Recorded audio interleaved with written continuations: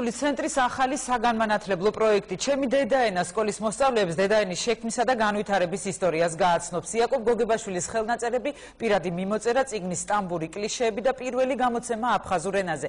დიმიტრი ყიფიანის უნიკალური საარქივო მასალა ცენტრის დარბაზში გამოიფინა. პროგრამის მთავარი მიზანი მწერლებისა და საზოგადო მოღვაწეების პირადი არქივების გამოყენებით მოზარდების ქართული ლიტერატურით დაინტერესებაა. თეიკო ანჯაფარიძე გიამბობთ. შეგვიძლია დავიწყოთ და დრო წავიდა. დრო 7 წუთი დავალების ძირითადი ნაწილი ერთ-ერთ სტენდში გამოფენილი საარქივო მასალის გაცნობა და სპეციალურ ფურცელზე აღნოსხვა.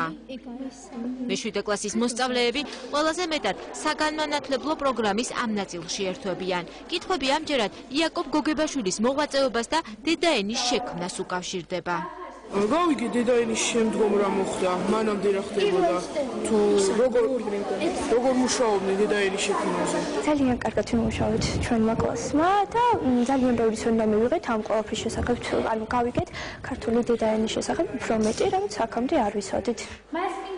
ხელნაწერთა ეროვნულმა ცენტრმა ახალი საგანმანათლებლო პროგრამა ჩემი დედაენა დაიწყო.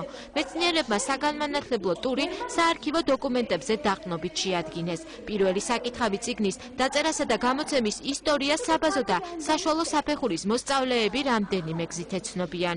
გამოფენის ნახვისა და შემეცნებითი ხასიათის პრეზენტაციის შემდეგ პრეზენტაციას უკვე თავად დამთვალიერებლები მართავენ. ჩვენი მიზანი არის არა იმდენად ინფორმაციით დავტვირთოთ ისინი, არამედ რაღაც დამოკიდებულება შეიქმნას და ეს იყოს მათი დამოკიდებულება ამ ადამიანის მიმართ, მისი საქმის მიმართ. ანუ საკუთარ ინტერპრეტაციას როცა გააკეთეს, ეს უკვე მისი ხდება. საგამოფენო სივრცეში უნიკალური მასალა მხოლოდ რამდენიმე დღით გამოიფინა. იაკობ გოგებაშვილის ხელნაწერები, ლექსების კრებული აკაკი წერეთლის შესწორებებით, პირველ ნაბეჭდი დედაენა, სტამბური კლიშეები, ოსკარ შმერლინგის ილუსტრაციები. გერმანელი წარმოშობის ქართველ ფერმწერს თავად იაკობ გოგებაშვილი დედაენის მესურვად ხატეს ეძახდა. გამოფენისათვის მრავალფეროვანი მასალა მოსწავლეთა ასაკისა და ინტერესის გათვალისწინებით მომზადდა. აქ არის მასალები არა მხოლოდ დედაენისთვის. ცნობილი არის, რომ მანამდე შექმნა ბუნების კარი, ის მუშაობდა სხვადასხვა სახის პედაგოგიურ წერილებზე, ანუ გზა, ვიდრე ის მივიდოდა დედაენამდე, იყო საკმაოდ ხანგრძლივი და არა მხოლოდ დედაენამდე, რთული იყო გზა დედაენის შემდეგაც. ის თვითონ ამბობს, რომ რაც მის დაწერას შეალია, 10 იმდენი ენერგია და ძალა დასჭირდა მის დაცვას შემდეგ.